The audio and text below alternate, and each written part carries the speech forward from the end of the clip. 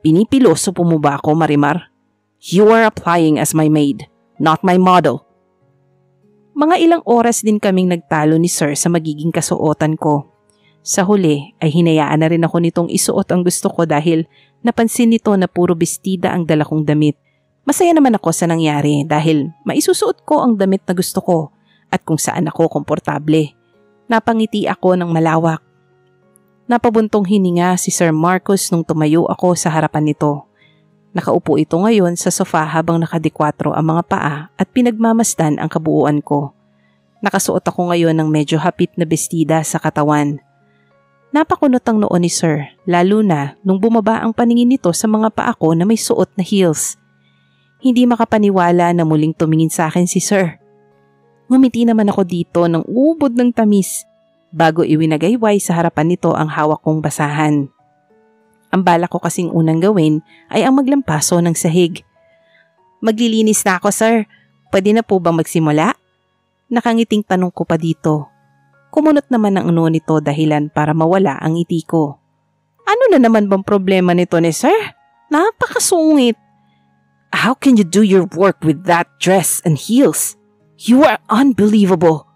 Masungit na tanong nito sa akin.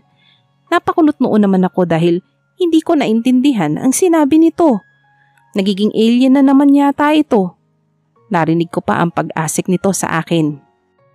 Paano ka magtatrabaho ng ganyan na suot mo? Tanong ulit nito sa akin na ikinangiti ko. Mabuti na lang at bumalik ito sa pagiging tao. Madali lang, Sir. Ganito oh. Masiglang sagot ko kay Sir na agad inilihis pa itaas ang suot kong bestida at walang kahirap-hirap na basta na lang sumalampak sa sahig para simulan ang paglalampaso. What are you doing? And why are you just wearing that inside your dress? Gulat na reaksyon ni Sir na ikinatingin ko dito. Napansin ko na halos hindi ito makatingin sa akin at namumula na rin ang pisngi nito. Naguluhan ako bigla sa naging reaksyon nito. Cross your legs, woman! Ha? Inosente at naguguluhang tanong ko pa dito. Alien na naman kasi ito. Ano bang sinasabi nito? Huwag kang bumuka ka! Sigaw ni Sir na ikinataranta ko bigla. Napatingin ako sa itsura ko. At dun ko lang nalaman na nakalimutan ko palang magsuot ng maikling shorts bilang pandoble sa suot kong bestida. Nanlaki ang mata ko at agad na itinikom ang mga binti ko. Naihagis ko rin kay Sir ang hawak kong basahan dahil sa sobrang gulat. Ang bastos mo, Sir! Gusto mo ako, no? Sigaw ko bago nagmamadaling tumayo at inayos ang suot kong bestida. Hindi makapaniwala na tumingin sa akin si Sir Marcos. Nakita ko pa na namula ulit ang mukha nito nung mapatingin ito sa parting yun. Namula rin ang pisngi ko dahil sa ginawa nito. Agad kong tinakpan ng aking mga kamay ang parting yun. Ang bastos mo, Sir! Nauutal pa na suway ko kay Sir. Sumama naman bigla ang tingin nito sa akin. What? Ako? Bastos? How about you? Nagpapabastos? Seryosong tanong sa akin ni Sir na ikinamulagat ng mga mata ko. Hoy! Hindi Sir! Depensa ko agad sa sinabi nito. Napansin ko nang umiti ito bigla na ikinagulat ko. Tumayo na rin ito sa kinauupuan nito para maglakad paalis. Kainis! Kaya pala pinapakita mo pa sa akin yung suot mong pangilalim na may nakasulat na Monday. Narinig ko pang wika ni Sir na ikinamulagat ulit ng mga mata ko at ikitampula ng aking pisngi. Ano daw? Pagkatapos ng nangyaring kahihiyan kanina, ay wala akong nagawa kung hindi isuot ang ibinigay sa aking damit pangkatulong ni Sir Marcos. Ayoko naman na muling maulit ang tagpong yun. Ngayon ko lang nalaman na bastos pala ang amo ko. Mukhang ipapahabak ako ni Lola Corazon. Napabuntong hininga na lang ako sa naisip at ipinagpatuloy na lang ang ginagawa kong pagtitimpla ng kape para sa amo ko. Hindi talaga bagay sa akin ang ganitong damit. Bulong ko sa sarili habang nakatingin sa damit pangkatulong na suot ko ngayon. Pakiramdam ko ay nagmumukha akong matanda at para bang ang sikip-sikip nito kahit na maluwag naman talaga yun. Bumuntong hininga na lang ako at binaliwala ang pakiramdam. Pagkatapos kong magtimpla ng kape ay agad akong pumunta sa kwarto ni Sir Marcos para ibigay dito ang tinimpla ko. Sir? Tawag ko pa dito nung kumatok ako sa pinto ng kwarto nito.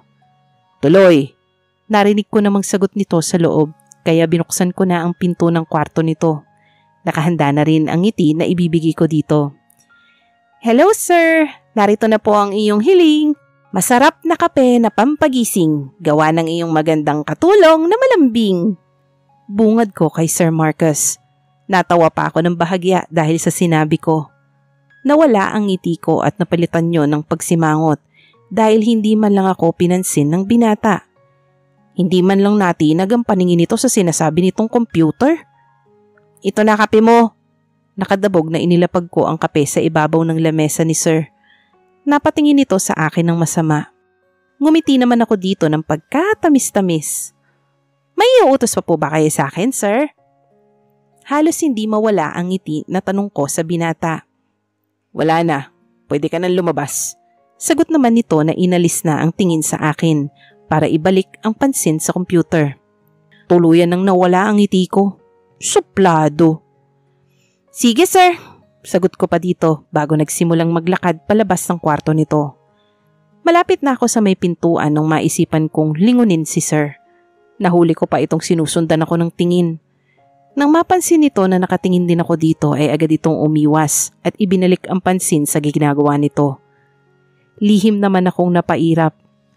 Nang makalabas ako sa kwarto ni Sir ay agad kong sinimulan ang paglalampaso ng sahig. Hindi pa man ako natatagalan sa ginagawa ko ay lumabas naman ng kwarto nito si Sir Marcus. "Use this." Bungad nito sa akin. Napatingin ako dito at nakita ko ang hawak nitong basahan. Ang kaibahan lang nun ay may hawakan yun. Napangiti naman ako bago lumapit dito para kunin ang iniaabot nito sa akin. "Salamat sir." Pasasalamat ko dito. "Stop smiling." Wika pa nito, pero hindi ko naman yun maintindihan. Pakiramdam ko naman ay maganda ang sinabi nito kaya napangiti ako lalo. "Ewan ko sa'yo." Dagdag nito na tinalikuran na ako para bumalik sa kwarto nito. Marcus' point of view. Napabuntong hininga ako at napasandal sa aking swivel chair pagkatapos kong mabasa ang email ng aking secretary na si Miss Santiago. Hindi ko mapigilan na humanga sa aking sarili dahil nagagawa kong pataasin ang sales ng Del Ruiz Company. Del Ruiz Company is a business that produces perfumes. I really can't believe that customers will buy our products, and the most important thing that makes me happy is I make my mom proud of me. Napangiti ako at sinimulan kong ayusin ang mga papeles na nasa ibabaw ng aking lamesa. Pagkatapos ay lumabas na ako ng aking kwarto para kumain ng tanghalian.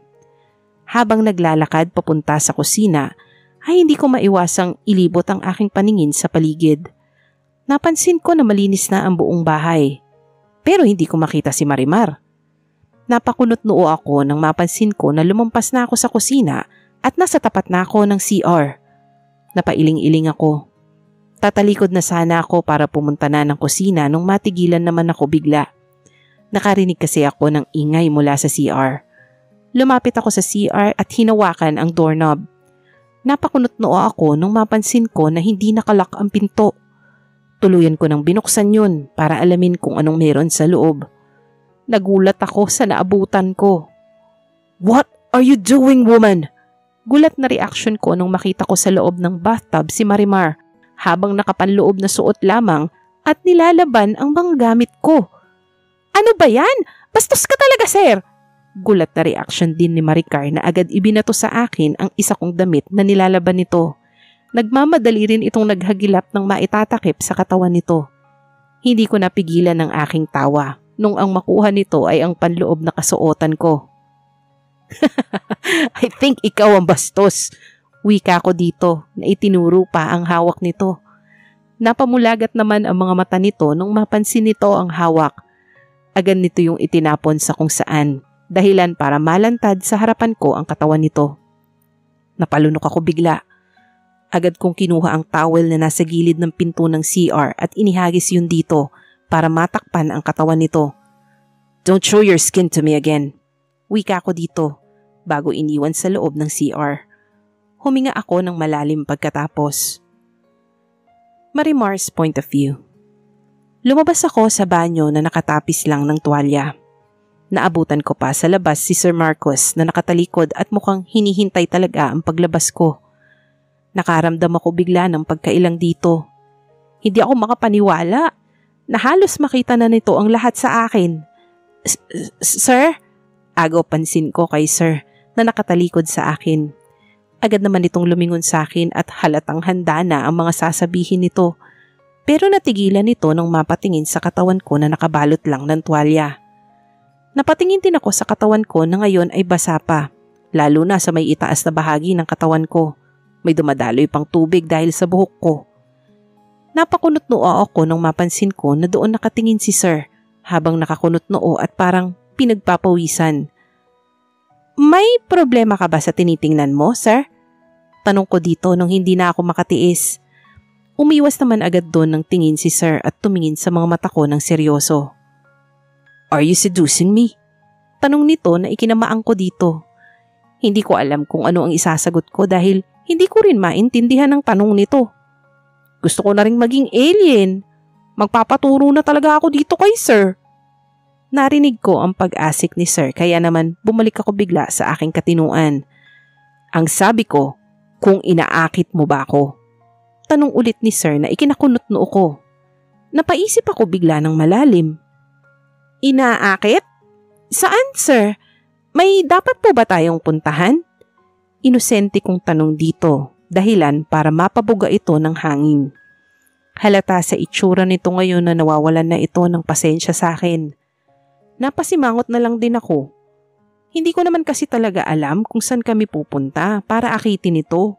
Ang gulo din pala ni Sir kausap? Anya sa sarili. Never mind.